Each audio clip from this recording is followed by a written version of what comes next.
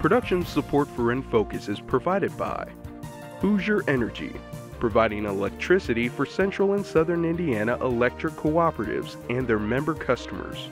Information at hepn.com, and by viewers like you. Thank you. Every few years, Congress passes a new version of the Farm Bill. Farmers who raise livestock or grow corn, soybeans, or other crops in Indiana rely on the crop insurance and other programs the bill funds. The current version, though, expires in September, and if a new one or an extension isn't passed soon, farmers may not get the relief they need to help them make it through this year's drought. We'll talk about what farmers are doing to prepare for the future and what changes could mean for the agriculture industry as we put the Farm Bill in focus.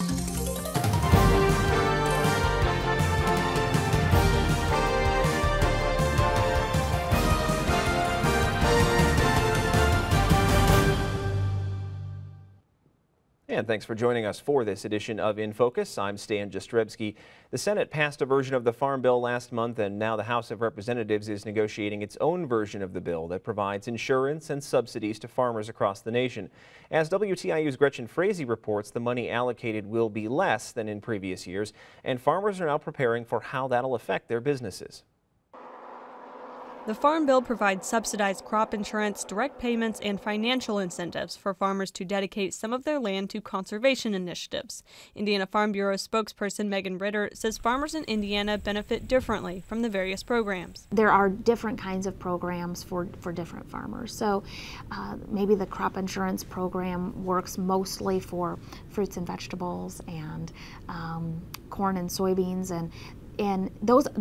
All of those folks have some type of crop insurance available, so there's some good things that are involved in that.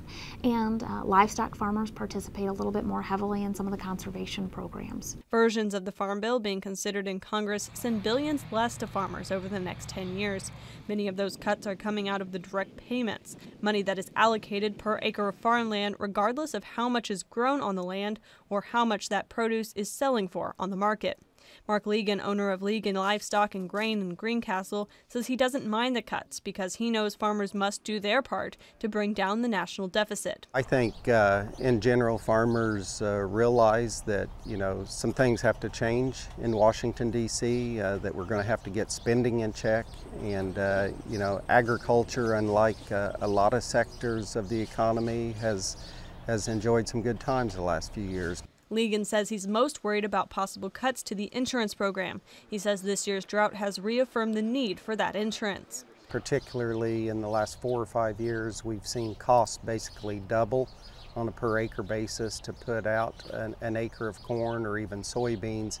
And so the ability to be able to ensure that when we do have adverse weather, such as this year's drought, that we can maybe not necessarily make a profit, but we'll be able to pay the bills.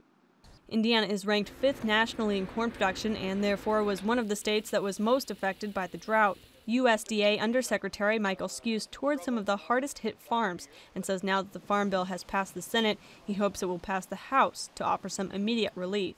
I think some of our traditional lending institutions, our bankers, would like to know what's in a bill if they're going to make loans to our producers that have faced the losses that they're facing. We need a bill for all of those reasons, and it needs to be done fairly quickly. And because of a budget compromise last year, if Congress does not pass the bill by the end of the year, automatic budget reductions kick in. And Ritter says those cuts would likely be greater than what is being considered in the current bill.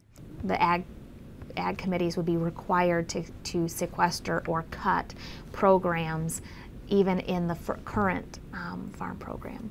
So we believe that the right way to go is that these fundamental changes in how those programs are administered keeps the farm safety net intact in a way that saves the American taxpayer money.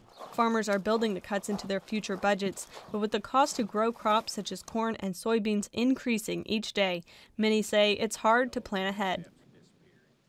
And we're joined in studio tonight by the Indiana Beef Cattle Association's Executive Vice President Joe Moore, also Julia Wickard, the State Executive Director of the USDA's Farm Service Agency, and Indiana Farm Bureau President Don Vilwalk. Thanks to the three of you for being here.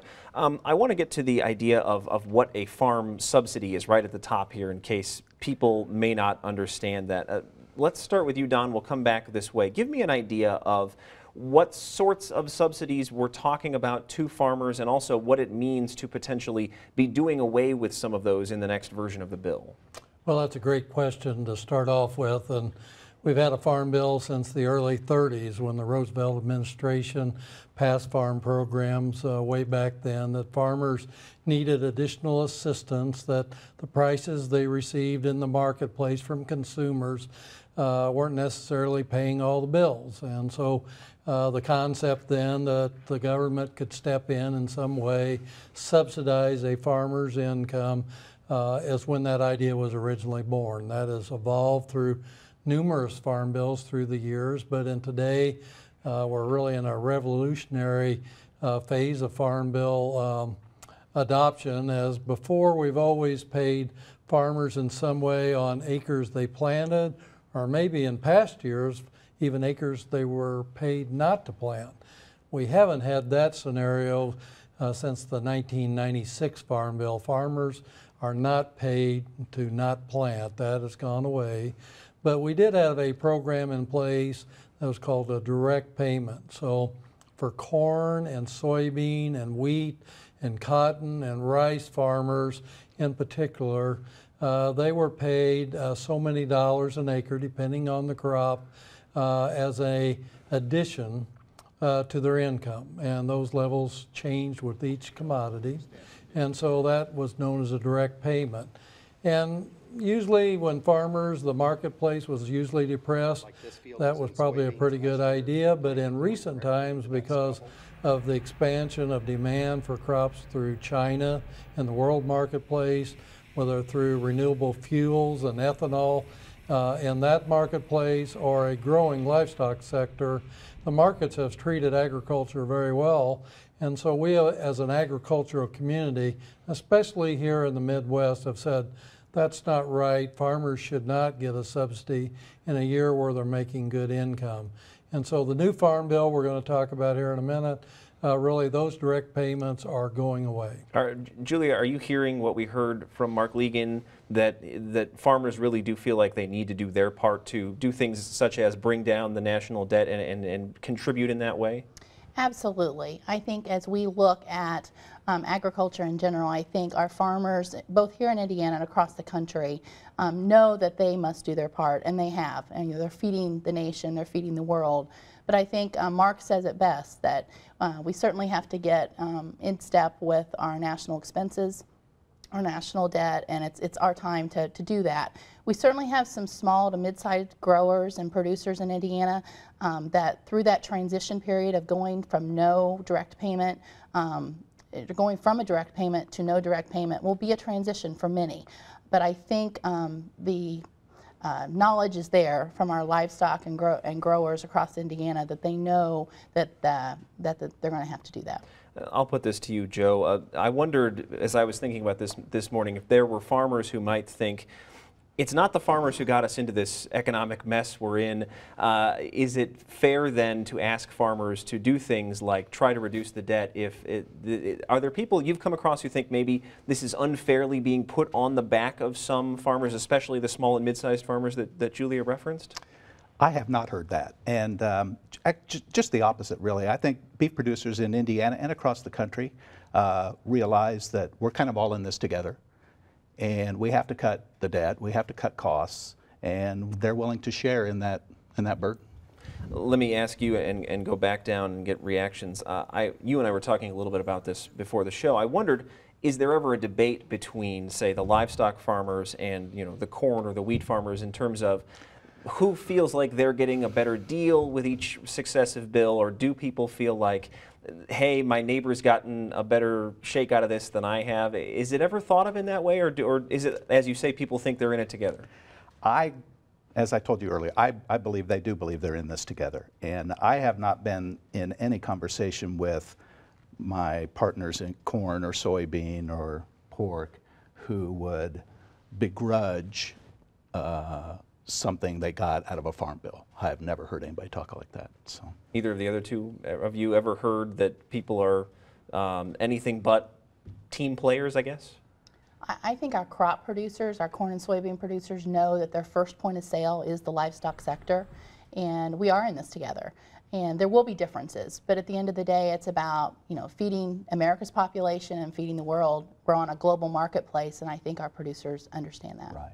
One of the biggest sectors of the Farm Bill in terms of money spent is on, you know, food assistance programming, and that's one of the things that Congress is looking at cutting. They're proposing something like a $4 or $4.5 billion cut to food stamp type programs in the Farm Bill, and I think a lot of people might be surprised to find out, first of all, that the Farm Bill is where the food stamp program comes from, but also, you know, whether this is something that should be debated now, especially as we're in the midst of an economic downturn. Don, do you find that there are people who are A, surprised that this is being discussed, or B, feel that this is a way to go at this point in time, or maybe something we should forestall? Well, it is part of the debate, and I think most consumers don't understand that really it's a food bill that has an agricultural component to it. The 80% of the Farm Bill is actually food and nutrition. They call it the SNAP program today. Most consumers remember it as the food stamp program. And so the bulk of the agriculture budget in USDA actually goes to nutrition programs to feed those underprivileged, those women's and infants and children programs that USDA administers, and so that's a big target. We've actually got a chart up on our screen right now that shows a basic breakdown of how the Farm Bill works. Well, and I think that's a great chart for consumers to see that. They have to also understand that the Farm Bill, the things that go to farmers, is a very small part of that pie as we look forward. The Senate version that's proposed and passed the Senate proposed a $4 billion cut. The House version that just passed the committee was $16 billion cut. And so, you know, my friends, my neighbors, they say, well, how can you cut food stamps in that program specifically? But in that bigger program, if you look at percentage and rather than an actual dollars, it is a minuscule percentage. And actually, we all believe there's that much fraud and abuse and waste in the administering of that program. And so it really won't take food away from children or those less fortunate. It will really be an administrative offset. Julia, what do you think about farmers specifically in Indiana? Is there ever an argument that one state's farmers need more help than another? I mean, could you make an argument that Hoosier farmers, because we are a big, say, corn-producing state and corn has been hit so hard by the drought, might be in need of more provisions within this bill than their counterparts in Idaho or something? I think that's an argument, and I think as you bring up the drought, certainly something that's impacted our state to levels that we haven't seen for decades. And, you know, from a USDA perspective, our employees stand ready in the countryside in our 78 county offices across the state to implement whatever Congress puts forth. Our job is to administer and implement to the best of our ability to get that voluntary program to the farmer. All of our programs are voluntary, so producers choose which programs they enroll in, whether it's a commodity program, a conservation program, or a multitude of many of our loan programs. To follow up a little bit with that, there are regional differences in the commodity titles, where the Midwest, the Corn Belt, Indiana, Illinois, and Iowa, for the most part through the years, we usually have very good weather, more stable markets. We have access to great markets through the ethanol plants that we have located in the Midwest, or to ship crops down the Ohio River to the Mississippi to be exported. And so the Midwest is less reliant on farm programs and program payments than other sectors, where our friends to the south, our farmers south of the Mason-Dixon line who raise cotton, who raise soybeans for the most part, not as much corn down there, some wheat. In these fragile areas, maybe the dryland plains of western Kansas, where they have more seasonal droughts than what we experience here, they're more reliant on the government than what we are, and that's a little bit of the debate we're seeing in Washington, D.C. as those direct payments are being taken away from the southern farmers who really count on those. It's interesting you mentioned that. I saw that both Senator Coates and Senator Lugar suggested fewer subsidies for sugar producers, for instance. And I wondered if talk like that is just practical in terms of saving money in this bill, or if it could touch off this sort of debate between Farmer X and Farmer Y who produce different things, and one of them feels like they're being unfairly put upon. Well, that's exactly the debate in Washington, D.C. today, that some in the Midwest believe the cotton farmers are getting more than their fair share in this shrinking pie that we have to fight over those dollars. The peanut growers are getting more than their fair share. Some would pretend that that's the case. But that is the debate the House Ag Committee and Senate Ag Committee battle over constantly. The Southerners have more of a traditional strength in the Senate, and so they often rise to the occasion to protect their farmers. But here in the Midwest, Senator Lugar, Senator Coates are great examples that they believe, as many of us here believe, that we should rely on the free market as really what dictates what we receive. We often say as farmers here in Indiana, we'd rather get our profits from the marketplace than the mailbox. Let me talk about that free market concept for a second, and one of the things that's included also is crop insurance. And I think it's a concept that is, you know, a kind of onerous to some farmers. They say you can't live without it because you end up with years like this where you absolutely need it, but at the same time, 3 out of 4 years, 4 out of 6 years, you're not going to need it because in places like Indiana, you're going to get the sun and the rain that you need. What about changes to insurance do you think need to be made within this farm bill to make it such that it seems like less of a burden to farmers and more of something that is helpful to their organizations? Joe, what about you on that one? Well, you know, there is no insurance for livestock producers, first of all.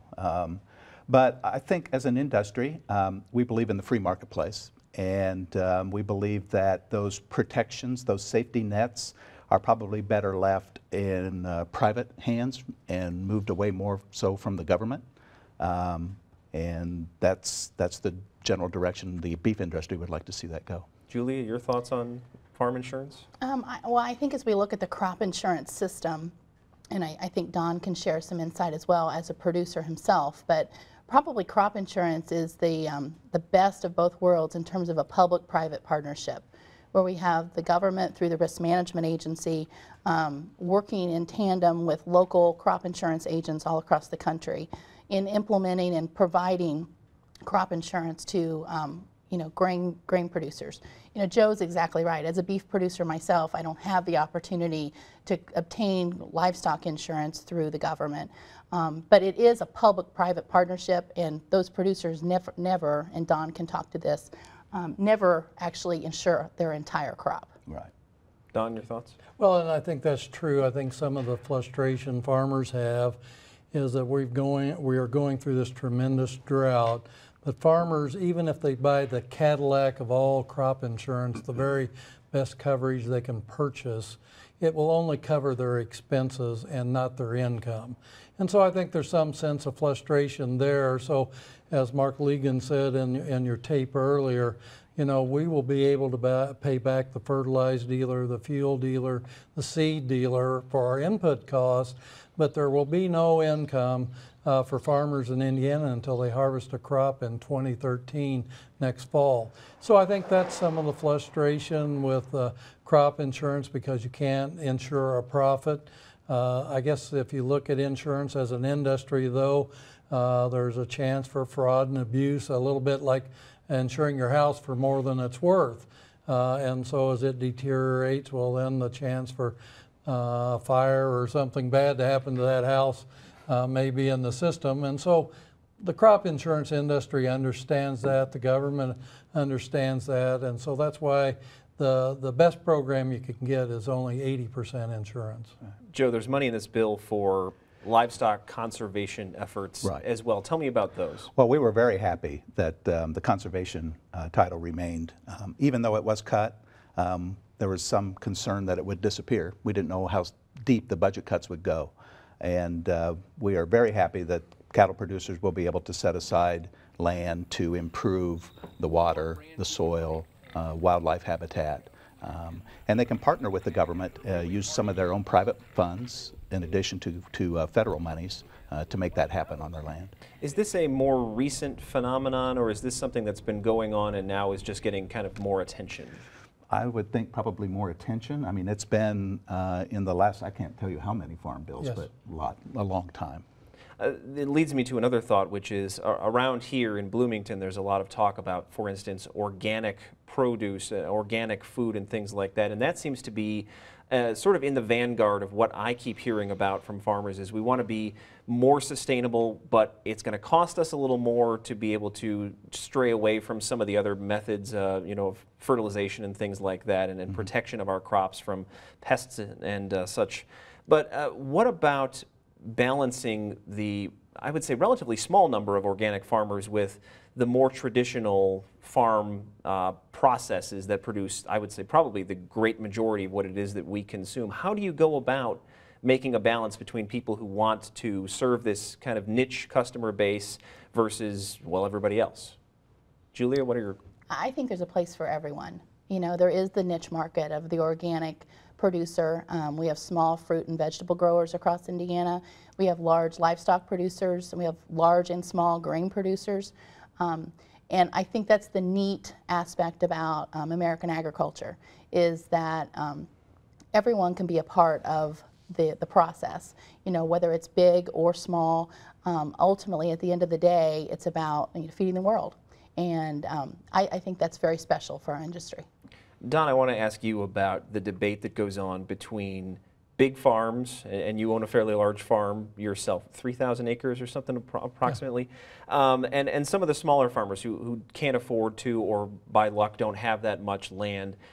There seems to be a debate between what is afforded large farms versus the smaller mom and pop family organizations. Is there, in your mind, a dichotomy between what is offered those two types of organizations in farm bills? Well, there's a lot of misunderstanding about that, and just because of the size of a farm, the payment per acre that I might get as a larger commercial farmer is the same payment per acre that a Monroe County farmer that may only farm 80 acres gets. And so it's no difference, but if you look at 80 acres times X, whatever the payment, versus 3,000 times X, well, it's going to look like the government assists me in a greater instance, but in reality, the check is the same per acre. We pay per acre for those producers, not on what their size is.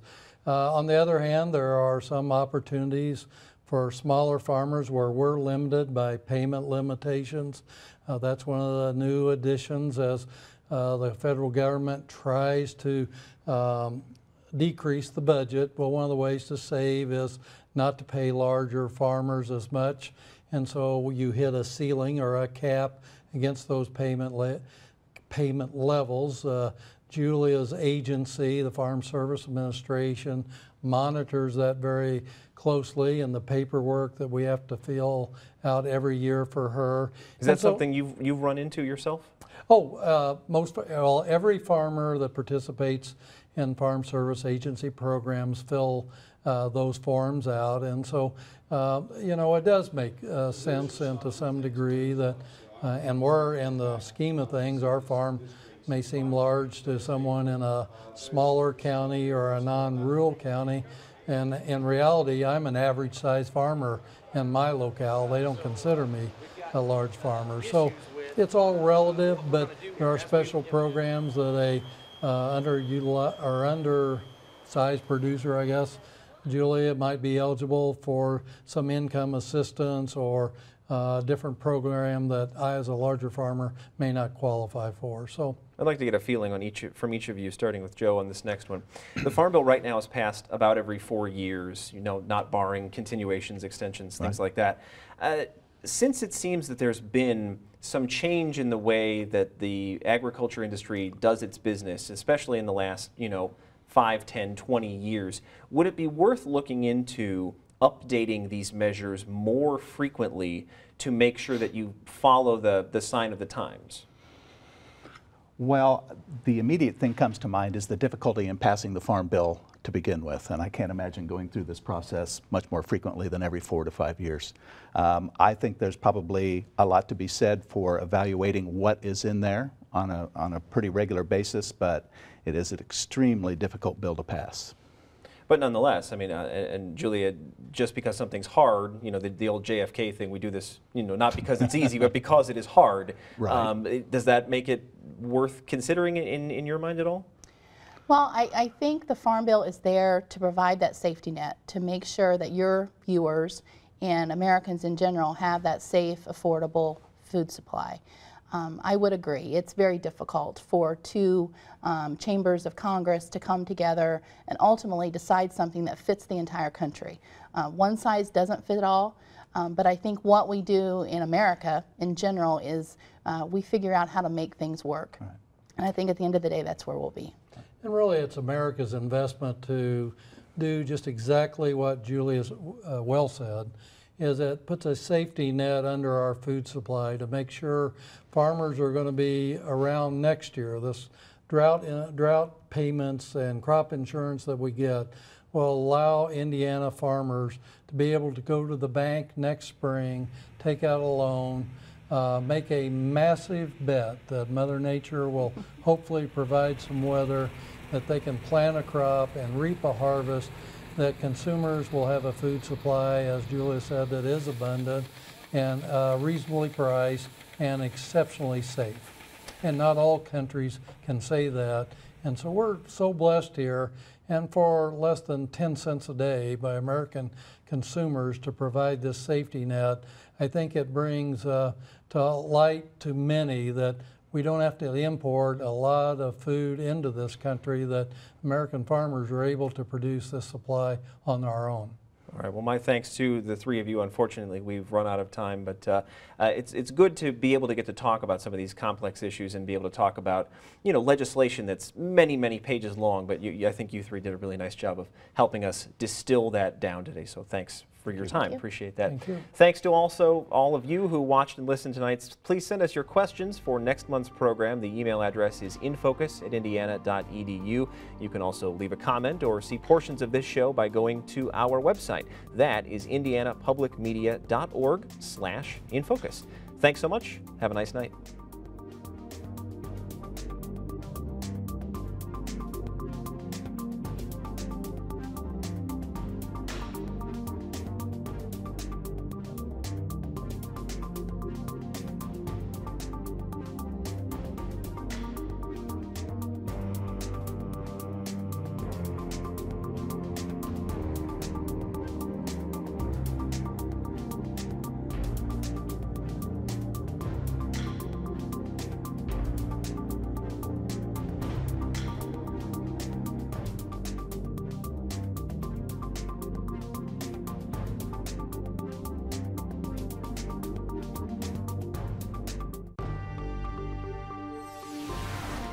Production support for InFocus is provided by Hoosier Energy, providing electricity for Central and Southern Indiana electric cooperatives and their member customers.